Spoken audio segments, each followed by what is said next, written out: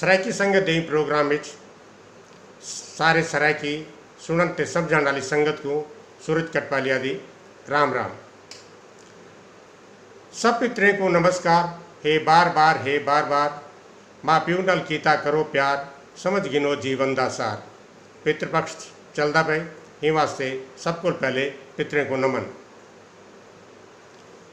कुछ साल पहले मैं गया जी गया, उथा फल्गु नदी के किनारे पिंडदान करने का सौभाग्य प्राप्त किया। उनके नाल एक जुड़ी हुई कथा है भाई। आदिन जिसले भगवान राम लक्ष्मण सीता जी वनवास में छन पे पिछो अयोध्या में राजा दशरथ स्वर्गवासी थी गए। संयोग नाल ये त्रियों गया जी पहुँचे, फल्गु नदी के किनारे पहुँचे तो इन्हें को लगा कि था पिंडदान करना चाहिए है, क्योंकि पिंडदान किसी पवित्र नदी के किनारे किया वजे तो ज़्यादा सार्थक होंगे। पिंडदान करने वास्ते पंडित जी नाल संपर्क किया गया। पंडित जी ने कुछ जरूरी सामान पूजा का घेना वास्ते भगवान राम को आख्या। भगवान राम बिरा लक्ष्मण के नाल पिंड में गए सामान घेन वास्ते, लेकिन वापस आने उनको बड़ी देर थी गई। पिछो पंडित जी ने माता सीता को आख्या कि भाई मुहूर्त निकलिया वेंदे पिंडदान तुसा कर गिनो। माता सीता असमंजस से चन कि पिंडदान जेकर मैं कर गिना तो उनका साक्षी कौन बनसी, कौन गवाही देसी कि मैं पिंडदान किए और स्वीकार थे। उन्होंने फल्गु नदी गां माता उथा वट वृक्ष भी इन्हों को साक्षी मन के पिंडदान कर दिता। भगवान राम जिस वे वापस आए उन्होंने दसा गया कि पिंडदान थी गए, लेकिन भगवान राम मन वास्ते तैयार ना हन कि महाराजा दशरथ का पिंडदान थी गए और उन्होंने स्वीकार भी कर दिए। माता सीता ने आख्या इतना साक्षी हैं पे। फल्गु नदी को पूछा गया, फल्गु नदी ने आख्या कि मेरे सामने नहीं किया। उन झूठ ही वास्ते बोलिया कि शायद भगवान राम दोबारा पिंडदान करे सन तो मेरा उद्धार थी वैसी। इवें गां को पूछा गया, गां ने भी मना कर दिता। उनको भी यो लो भाई भैया कि भगवान राम दोबारा पिंडदान करे सन तो मेरा उद्धार थी वैसी। सीता माता ने जिसले पंडित जी को आख्या गवाही देने वास्ते तो पंडित जी भी मना कर गए। उन्होंने भी आख्या मैं कोई संकल्प नहीं करवाया, क्योंकि उन्होंने भी लो भाई कि भगवान राम जी अपने हाथ नाल संकल्प करे सन तो को भी कोई ना कोई दक्षिणा मिलसी।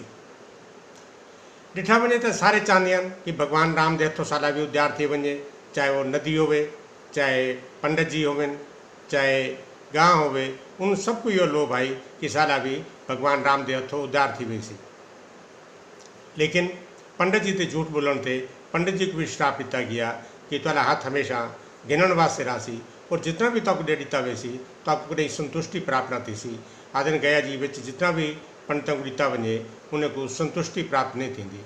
वट वृक्ष को पूछा गया, वट वृक्ष ने हाँ भाई कि मेरे सामने ये पिंडदान थे। वो वट वृक्ष अज भी हरा भरा फल्गु नदी के किनारे खड़े थिया। सीता माता को बड़ा रोष आया इन गाल ते कि मैं बड़ी संजीदगी नाल पिंडदान किते तो मेरे तो एक दोष क्यों लगता पाए। रोष में आके उन्होंने फल्गु नदी को शराब दिता कि तू सुकी नदी रासे तेरे में पानी ना वासी।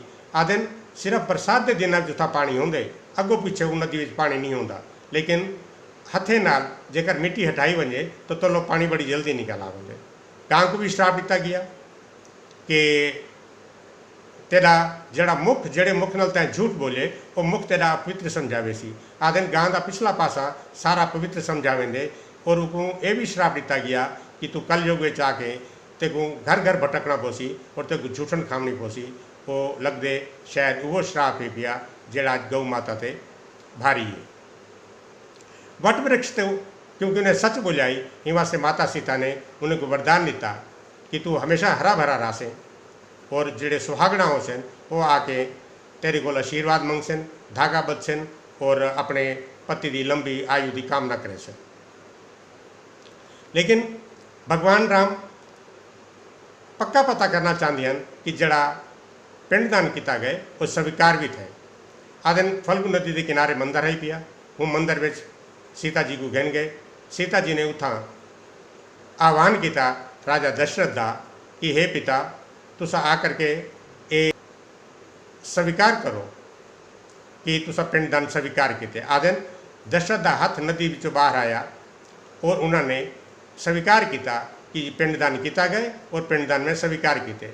अब भी नदी के किनारे हथ की एक प्रतिमा बनी हुई है जोड़ा आदन दशरथ का हथ है जोड़ा ये नदी तो बाहर निकला है। ही कहानी के नाल ही मैं अपनी गल खत्म करेना। अगली वीडियो में वाल कोई नवा टॉपिक गिनसूँ।